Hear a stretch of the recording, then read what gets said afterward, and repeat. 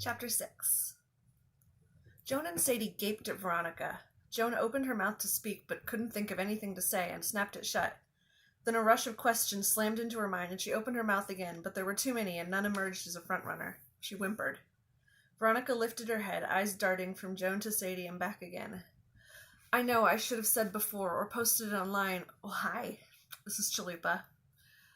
But I wasn't sure. It started a couple weeks ago. I was waiting to see if a pattern formed before I told anyone about it, so I could be sure I wasn't just inciting panic for no reason. Her voice was pleading, her face begging them not to be angry. She picked up her fork and took a bite of her meal, chewing slowly. She swallowed and continued.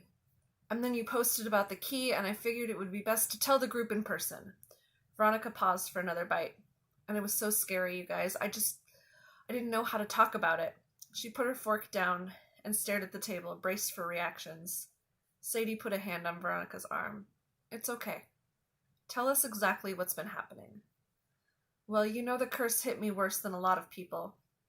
I fainted and then went totally blind and mute for almost 4 days. No breaks, no whispering, nothing. You and Beth and Ed were hit the hardest, Joan nodded. But you're not blind or mute right now, are you? No, it comes and goes this time, and it's preceded by a headache, a migraine. Sadie snorted, just like Mrs. Olson had. How long does it last? Joan began to eat again, automatically, her eyes remaining fixed on Veronica, who also took sporadic bites as her tale unfolded.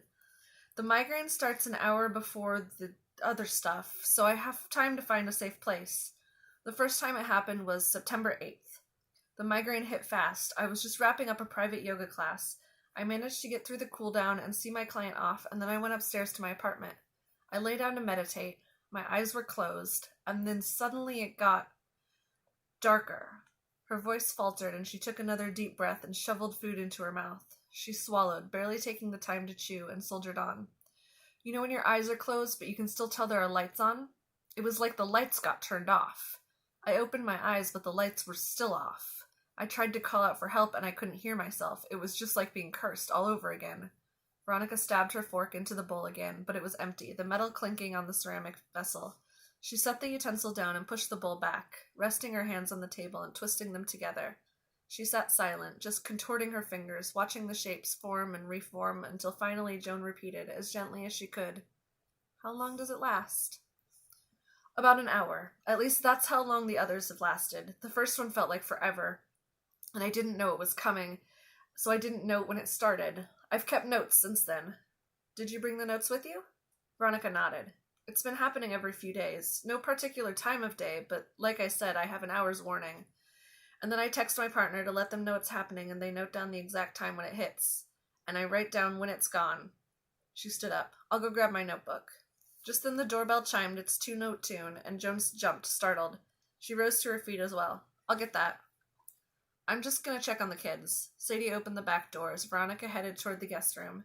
Joan hurried through her living room, her mind spinning. She opened the door to find Beth and Derek, both glaring at the door as though they'd been waiting 30 minutes instead of 30 seconds.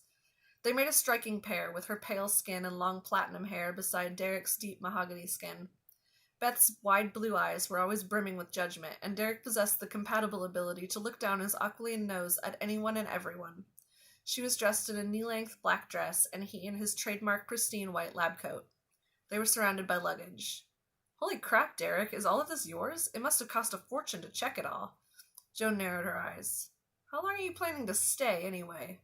Derek pushed past her, forcing her to step aside, rolling a carry-on-sized bag behind him and leaving the rest on the porch. His voice had a faint British accent. It's mostly lab equipment, and I will stay as long as it takes. Where's your laboratory? He glanced around as though expecting the door would have opened directly into the workspace. Joan rolled her eyes. It's out back in its own building. Your couch is right here, so why don't you just set down your personal stuff, and then we'll get the equipment out to the lab. She turned back to Beth, who hadn't moved. Beth, are you planning to come in, or are you a vampire and need an invitation? Beth pursed her lips, touching her fingertips to the silver crucifix hanging below the high neckline of her dress. No, I'm not a vampire. She entered the room, picking up her feet as though stepping over large piles of garbage, and eyed Joan's furnishings with the air of a queen surveying a peasant's cottage. Joan glanced around the cozy room, wondering what was wrong. The wooden floor was swept and clean.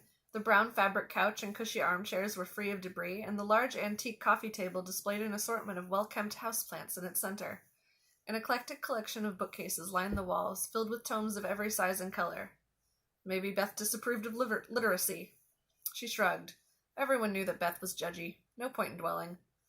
Well, come on in, then. Veronica is just grabbing some notes, and Sadie is here too for the evening. Ed Lockhart should be arriving at some point, and Brandon Barber will be coming by in about half an hour. Have you guys eaten? Veronica made dinner. Derek fixed her with a stern look. And are you and Brandon currently sleeping together? Joan's smile froze. What?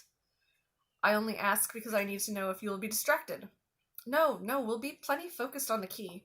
She scowled into his face, parrying his piercing eyes with her own set of matching none of your business daggers. Derek raised an eyebrow, clearly unconvinced. See that you are. This is important.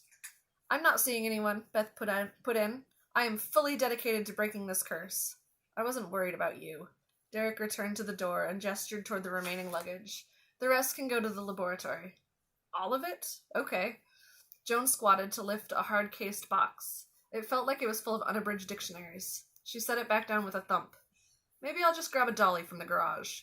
Grateful to flee the scene, she jogged across the driveway and rummaged around in the dusty garage for her folding hand truck among landscaping equipment and boxes of Christmas decor. She quickly found it leaning against the concrete wall next to an enormous inflatable Santa Claus that she always meant to put on the roof each December but somehow never made it up there. As she carried the dolly back toward the front door, she heard shouting from inside the house. She paused, unsure whether it would be best to dawdle in the hopes of missing the argument or hurry to intervene.